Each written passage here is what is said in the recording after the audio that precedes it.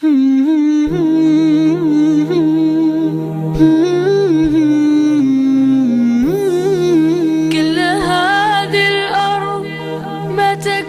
mari kita bahas nomor pertama.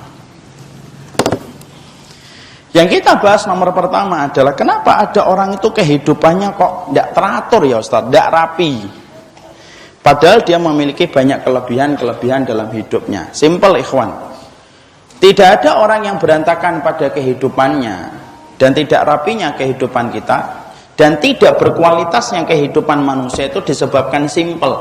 Itu biasanya dia tidak rapi hubungannya dengan orang tua. Dia tidak baik sama ibunya, dia tidak baik sama bapaknya. Siapapun yang tidak rapi hubungannya dengan orang tua, demi Allah, Allah tidak akan pernah punya hajat dan tidak pernah punya keinginan untuk merapikan kualitas hidup orang itu ketika dia tidak pernah rapi hubungan dia dengan orang tua. Masa Ustaz? Iya. Mana dalilnya? Dalilnya ada dua ayat pada dua surat. Yang pertama surat Luqman ayat 14, yang kedua surat Al-Ahqaf ayat 15.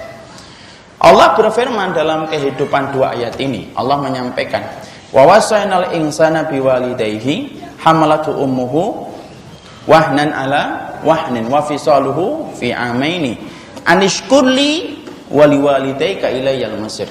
Surat Luqman 14.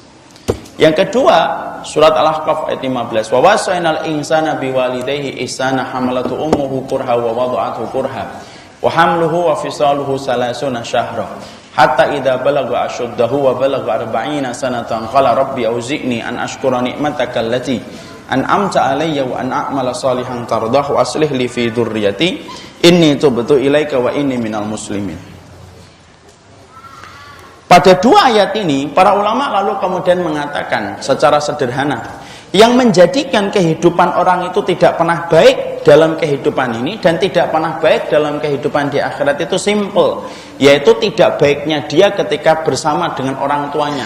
Karena orang yang tidak rapi hidupan dengan orang tua, Allah tidak akan pernah merapikan kehidupan dia. Masa Ustaz? Iya. Makanya dengarkan perkataan dari Ibnu Abbas radhiyallahu anhu ketika Ibnu Abbas itu berkata dalam salah satu riwayat yang disebutkan Imam Ad-Dahabi dalam kitabnya Al-Kabair. Ibnu Abbas itu mengatakan hunaka salasu ayatin nuzilat la tuqbal wahidatun minha illa maqrunatun biqariniha.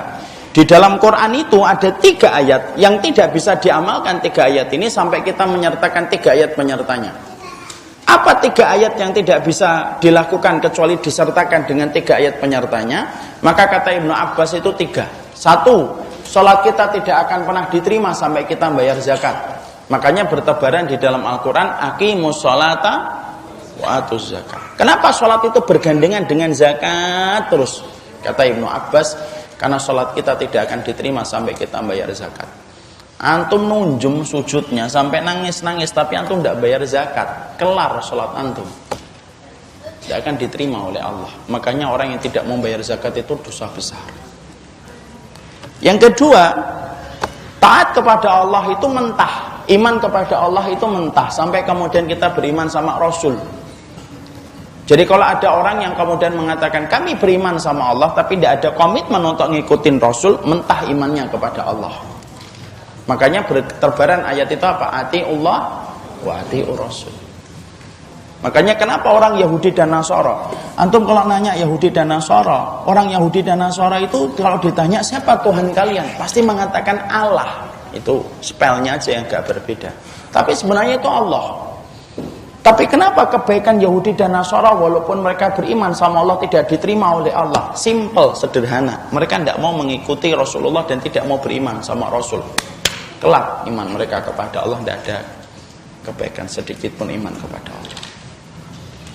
Yang ketiga, kata para ulama, tak syukurnya kita kepada Allah itu tidak akan pernah diterima sampai kemudian kita syukur kepada orang tua. Ayatnya, dalilnya tadi yang kita dapatkan dalam surat Luqman dan surat Al-Ahqaf ditambah lagi surat Al-Isra. Jadi kalau ada orang yang kemudian mengatakan syukur kepada Allah, dia sholat malam dengan begitu khusyuknya sampai meneteskan air mata ketika dia mengatakan bersyukur sama Allah. Maaf kata, ibunya kemudian meneteskan air mata, bapaknya sedih memikirkan ulah anaknya terhadap perkataan dan perbuatan yang dilakukan oleh anaknya. Demi Allah ikhwan, kalaupun antum kemudian khusyuk beribadah sama Allah, kemudian begitu banyak sunnah yang antum kerjakan, tetapi seiring antum ketika melakukan itu, antum selalu beralasan inilah bentuk syukurnya saya kepada Allah. Tapi saya dan antum ketika dalam posisi itu tidak berterima kasih kepada ibu atas air susu yang kita dapatkan, dan tidak terima kasih kepada bapak atas keringat yang dia berikan kepada kita, demi Allah syukurnya kita akan ditutup oleh Allah. Malaikat Raqib enggan menulis syukurnya, pintu langit tertutup ketika orang itu tidak berterima kasih dulu kepada ibu dan bapaknya. Tuh kata Ibnu Abbas, kan kata saya. Ya kalau syukur sudah nggak diterima, apa ayat yang paling korelasinya itu paling tepat? La in syakartum la zidannakum wa la in kafartum inna adzabi lasyadid. Kalau syukur kami tambah, kalau kufur adabku pedih. Kufur itu mananya apa? Kufur itu kalau kita buka dalam tafsir dua. Pertama, dia betul-betul tidak pernah bersyukur sama Allah dengan melakukan ketaatan, atau yang kedua, dia bersyukurnya salah. Itu termasuk kufur. Makanya orang ketika dia bersyukur kepada Allah, ketika syukurnya salah, diiringi dengan air mata ibunya, diiringi dengan tetesan, kemudian kesedihan bapaknya. Demi Allah ya, kalau syukurmu kepada Allah dengan kondisi yang semacam itu, Allah tidak ada hajat dan tidak berkeinginan untuk menerima amal itu ketika disertai dengan luka yang kita goreskan kepada hati ibu dan bapak kita.